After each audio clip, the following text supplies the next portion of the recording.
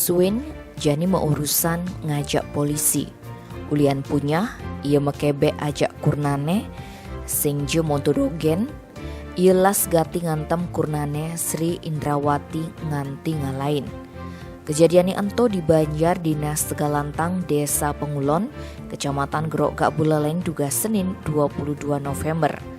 Kasubakumas Polres Buleleng Ibtu Sumarjaya nyelasang pelaku anak man minum aja ketimpalne duga Senin 22 November sawetara jam kutus peteng di pedagangannya.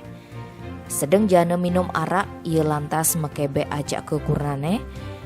Sengitan Suin ngantem dhuwur kurnane sampai korban mekakep di kamari. Suut nyagur kurnane ia mesare di samping kurnane.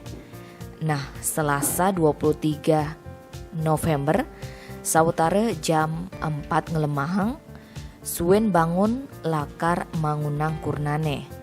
Sri sube sing meklisikan. Suin napetang kurnane subekekeh sing meangkian. Tawange kurnane ngalain, ia lantas ngelapor ke Mapolsek Celukan Bawang. Uli hasil pemeriksaan medis, korban sebuh di peninggalane, bibehne, cungohne, tundone, limane masih sebuh. Pas ngalain, ia nganggu baju abu-abu. Jani jenazah korban subuh abane ke RSUD Buleleng, apang visume teken tim forensik RSUD Buleleng. Tim Bali Express ngelaporang.